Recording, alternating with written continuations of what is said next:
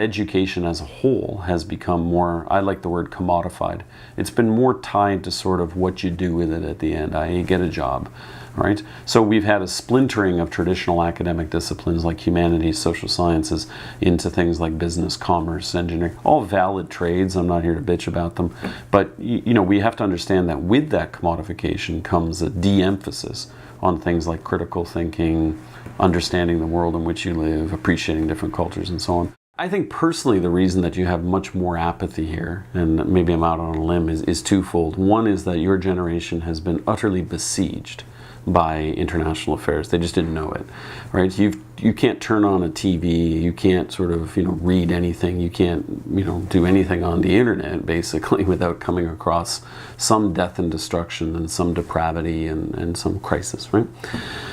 And that is, I'm not going to blame it on media and technology, but that's been a big facilitator of it. So the reason I pointed it out is because I think you guys have become somewhat immune to the humanity of it all. And I don't mean that callously. I think all of us, my generation too, has become somewhat immune. If you see it every day, then it becomes sort of, less horrific and sort of, less troublesome to you.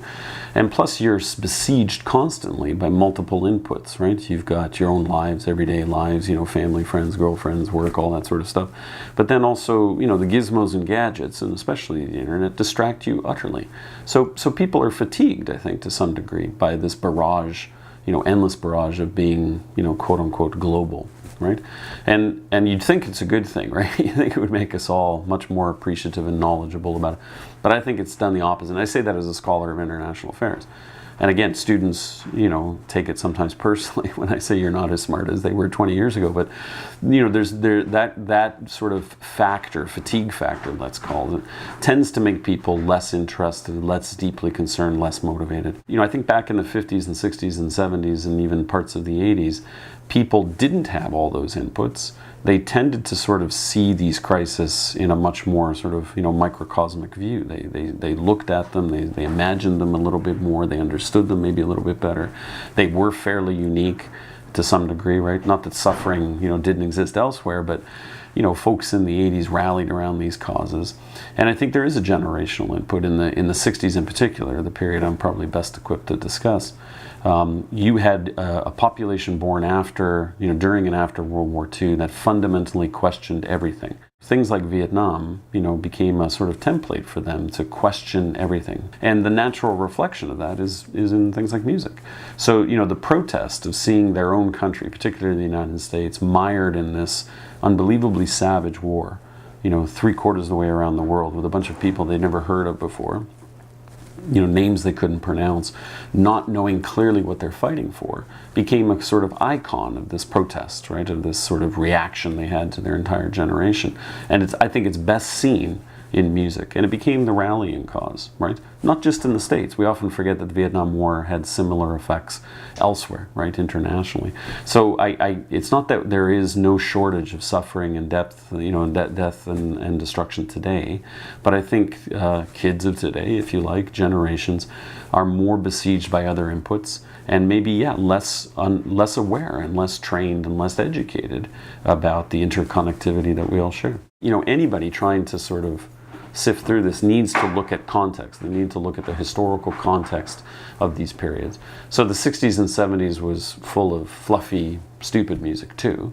But you had this inner core of people that were expressing themselves artistically in reaction to fundamental changes societally. And they didn't have necessarily all of these other distractions, right? That's important to me.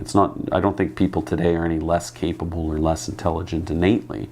I just think that we haven't provided them with the tools, educationally, and that they are so profoundly distracted.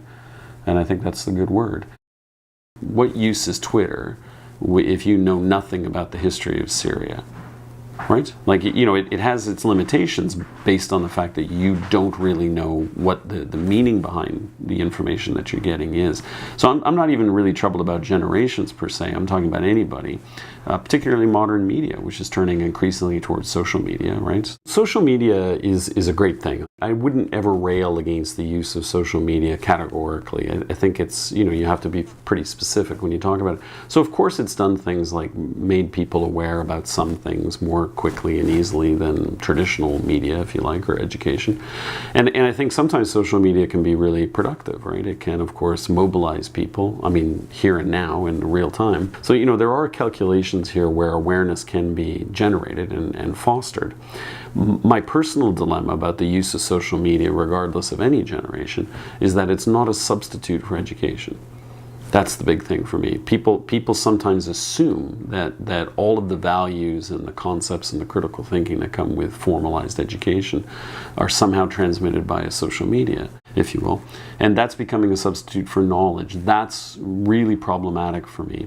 And I think what it has a kind of almost reverse consequence is that although people are coming together in social mediums a little bit more effectively, they're not terribly well educated. They don't really know the substance of the issues and the debates that are unfolding. So you might become quote-unquote aware of something in Syria, but it doesn't necessarily follow that you know anything about the actual dynamics. So it has to be used in modicum, and it has to be used in conjunction with more substantive knowledge, right? With more training and more education and more reading and all those things that are sort of passé for some people, right? Social media, as I think you and others might postulate, has become a business, and that in that context, the actual debates and the nasty stuff, the nitty gritty, doesn't really get transmitted. It becomes a sort of filter itself. So I like how people always talk about social media as from the trenches and it's real time.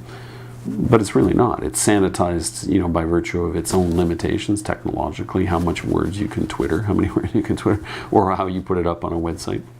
But then, of course, it's one person's view. It's always been one person's view. So, that person, guerrilla journalist on the field, posting this on Facebook or something like that, what makes you think that he or she has the training, the background, the qualifications, the understanding of the complexity to give you a complete narrative? They're giving you a very stylized narrative. So, I don't think social media is going to go away anytime soon, nor do I think that it's going to stay exactly as it is. It'll morph through technology and through usage and so on. And it is a new frontier. Educators have to address it, whether we like it or not, right? It might supplant books altogether, who knows? But the fact is it's not this, absolutely synonymous, transmission of knowledge that sometimes people tell me it is, right? Like they really do. They say, well, I saw this on Twitter and I saw this on Facebook and so what? That's like, to me it could easily and is probably propaganda, or at the very sort of best case scenario, an extraordinarily condensed sort of personal view of an enormous topic. Scholarship, by definition, having gone through peer review processes and sort of research and, accreditation credentials and so on, tends to be at least a little bit better than sort of, guerrilla film from the front lines. So where I'm most troubled is that some people use social media as a substitute for education or as a form for education when it's not. And that's where I think we've run into a bit of a problem here, right? We're inundated, but we don't really understand. Hey, thanks for watching. My name is Daniel Sarkisian. I'm an independent filmmaker from Toronto.